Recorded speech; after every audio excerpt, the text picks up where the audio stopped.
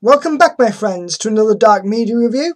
I am the Nightmare Rider, and today I am reviewing the two-part opening episodes for the new third season of My Little Pony Friendship is Magic.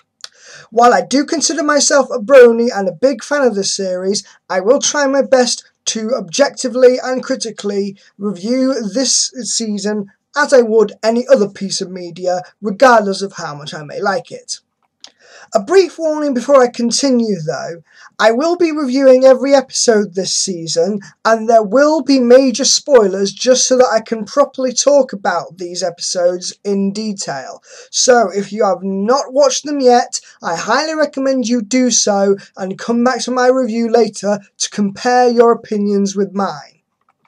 And if you want to contest my opinion or just discuss it further, feel free to do so in the comments as you please. So without further ado, let's see how The Crystal Empire Parts 1 and 2 fare. Story and characters.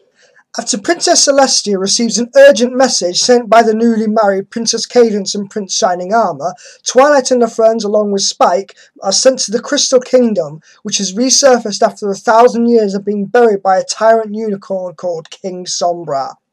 With Princess Cadance quickly becoming worn out from using her magic 24/7 to protect the kingdom, barely keeping King Sombra at bay, the main six must find a way to vanquish Sombra once and for all, and not only save the Crystal Ponies, but all of Equestria from his despair rule. While the Twilight's test element is a bit overdone at this point, I do feel it is forgivable because it's something on a bigger scale than Twilight has ever faced before. She is charged with researching and saving an entire civilization that is under the manipulation of a villain, working from the shadows, breaking the morale of those under his spell so they do not offer any resistance and play to his favour. Let's not forget that Princess Cadance, as previously mentioned, is working 24/7 with what little magic she can muster to keep this villain at bay. So it's a combination of pressure to save the kingdom and her usual OCD about passing tests. While Twilight clearly shows her worries about not passing the test on this scale, she also uses her love of academia as a driving factor to keep her going and figure out ways to get more information, culminating in her passing the Crystal Heart to Spike instead of claiming the glory to herself and passing the test to her own expected standards. She is rewarded for putting her own desires ahead for the good of the kingdom, but it does add to her character in reaching the specific criteria she lays out for herself. I did like how Spike got some glory for a change, but I also think this should have been built up a little bit more rather than being a last-minute thing. Speaking of the Crystal Heart, a big plus in this two-parter was the teamwork aspect in studying and using the history of the Crystal Kingdom to restore and power the Crystal Ponies, being the key to aiding the defeating King Sombra. It is nice to see that they aren't constantly using the elements of harmony for every single villain. On the first impressions, this seems to be the least friendship-orientated of the two past villain episodes to focus on Twilight herself. However, if you remember how the main six had to recreate the carnival in exact detail to keep the Crystal Ponies happy, it is expanded on their own friendship and teamwork to the rest of the Crystal Kingdom to restore harmony for its long as possible before Cadance's magic runs out altogether and the villain regains full control. As expressed in the second song, and though most of the second episode, they have the things exactly right to recreate the Crystal Ponies found fun, and each play to their individual part and speciality, or lack thereof in Pinkie Pie's case, to keep the moral of the Crystal Ponies up, while Twilight and her friends find the Crystal Heart. So while they are more understated compared to Twilight herself, they still play a significant role. Let's not forget the comments made by Shining Armour and Cadance themselves, lampshading how they seem to meet only on social occasions when all of Equestria is at stake. The only other complaints I have with this two-part is that Twilight has the ability to use dark magic, as she does in one scene to break through the Crystal Throne. It is shown that it physically hurts her to do this, yet it is only ever used that once. In addition, it is shown that part of King Sombra's magic is to show the person their worst fear. The worst fear of Twilight is being rejected by Princess Celestia and no longer being able to study under her, while Spike's worst fear is being sent away from Twilight. And yet this never comes up again. This could have easily been used to show how Sombra's dark magic corrupts people around them and directly interferes with the main six's morale, making them fear one another and create greater conflict. It could even turn into situations like John Carpenter's The Thing, where each of them don't know which is truly infected with dark magic, so they can't trust one another. My point is that this aspect of King Sombra's power showed potential. It gave us a taste of how the increasing threat and manipulation of King Sombra and have him more involved in the plot rather than being relegated to being an influence alone. Don't get me wrong, as it stands, King Sombra working as evil through the threat and influence over the Crystal Ponies isn't bad as it stands. It just could have been done better. The second episode even showed one brief moment of Cadence's magic fading, allow a small piece of King Sombra's magic to creep inside the bottle and start spreading, increasing the drama and desperation for Twilight to find the Crystal Heart. It showed a lot of potential and possibility for it to be used more, which it simply does not use. It also would have been nice to see 1 or 2 points of past character developments in some of the standalone episodes, but that can be forgiven considering the nature of this two-parter. Despite the missed opportunities, the story and characters still get a B-. Art and animation. One of the many strong points of My Little Pony Friendship is Magic compared to the previous generations would be the particular art style and flash animations are designed by Lauren Faust. Each of the big two-parters will usually solve the quality, and the Crystal Empire is no exception. A standout feature would of course be the Crystal Ponies themselves, since they are designed both in the depressed state under the influence of King Sombra, and thus are more drab and dull in colour with very loose hair. When the main six restore the fair and perk up their moods, the colours begin to bloom again and their hair perks up as well, with many more vibrant styles. While it is nice to see all of the main six as well as the Crystal Ponies in the Crystal Shiny designs, I do think they went a bit overboard with it and ended up scrubbing out a few of the finer details in the process. King Sombra's design is fairly menacing, inspired a lot by the Eye of Sauron from Lord of the Rings. All of the villains so far have reflected their main quality and focused in terms of their power. Nightmare Moon was a dark doppelganger to Princess Celestia.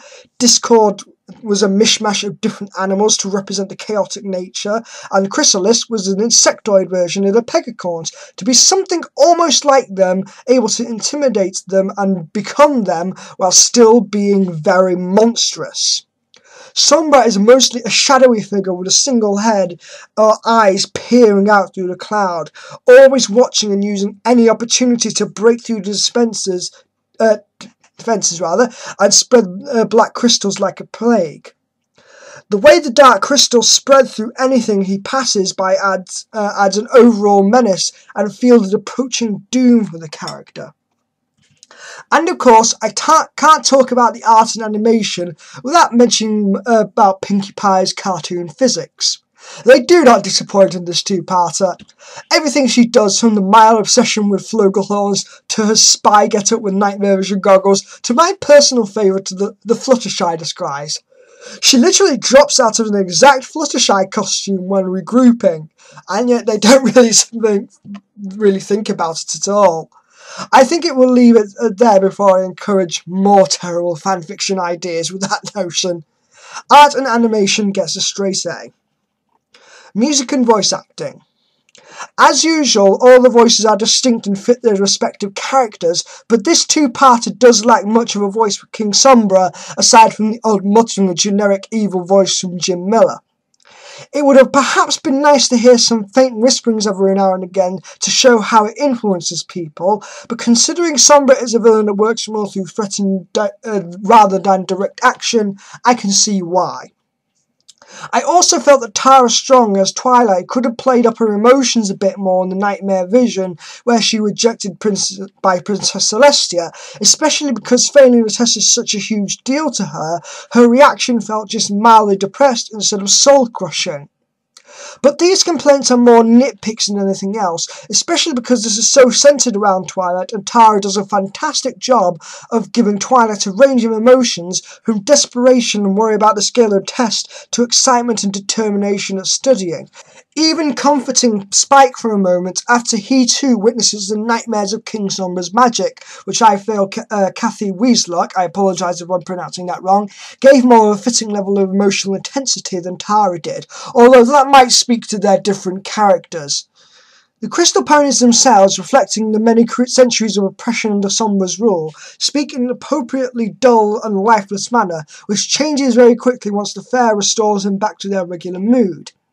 Andrew Francis' Shining Armour and Britt McKillip, I apologise if I'm mispronouncing that again, as Princess Cadance and Shining Armour respectively, both do a standout job at reprising their roles, seeing as, next to Twilight, they carry the most weight in keeping the general defences up to prevent King Sombra from taking complete control. Cadance is stressed to the point of exhaustion and shows repeatedly in the wariness of her voice as she speaks to Twilight. I do really like how the acting makes the romance between Shining Armour and Princess Cadance feel understated, but still noticeable in being there. Even in the moments where they awkwardly wisecrack jokes in an attempt to stay positive conveys very well of how much depth there is between these two characters. Even when they are running out of time fast, they are always calm and keep pushing until the very end, while still caring about each other in the process. The songs in this two-parter episode are probably the best part. The Failure song is Twilight's character fits so perfectly, since it expresses just how much Twilight understands that this is a monumental task she now carries the burden for, and that she feels as simply was not prepared for a test of this magnitude. The song gets a fantastic reprise at the end of the two-parter in form of the Success song, where the other two ponies in the main six, and Spike of course, sing some of the original verses and the chorus, modifying it to be more upbeat song while keeping the heart of the original version. Twilight has been victorious, the pressure has been lifted, and she has passed the test with Princess Celestia's blessings. And all of her friends congratulate her by expressing how her worries were unfounded, since she clearly was prepared for this. Not to mention it involves another fantastic random Pinkie Pie moment, where she sings her part while walking on stilts for no particular reason. Gotta love Pinkie Pie's random humour. The other song worthy of note would be the Ballad of the Crystal Empire, which is where the main six are most involved together. Each learning their respective talents and specialities can best help the Crystal Ponies, while at the same time expressing how they must get exactly right. It is sung in perfect harmony and sets the tone for the midpoint of the two-parter, since they now know that they have a fighting chance to defeat King Sombra once and for all, if they are meticulous enough in their attention to detail. Fluttershy doesn't get many moments in the two-parter where she really feels comfortable, but thankfully she finds her place with the tiny ooze and the momentary point of solace with everything. Despite some minor nitpicks, music and voice acting still gets an A+. Overall, I can see why this two-parter has got a mixed reaction from the Brony community and fans alike. It is a lot of great songs and certainly a change of pace to have a villain more focused on fear and intimidation, but at the same time the lack of the villain doing much and the wasted potential and the many plot elements set up do drag it down significantly. The two-parter is certainly the weakest of the bunch so far and has a lot of room for improvement, but I still think it should be giving a fair bit of credit where credit is due. It tried to do something a bit new but didn't quite get there, and still had to rely on some old tropes to make it succeed, which for a backup plan still isn't half bad to say the least. My Little Pony Friendship is Magic, The Crystal Empire Parts 1 and 2 get an overall grade of a B+. Please remember to like this video and feel free to discuss in the comments what you thought about the two-parter. Good night.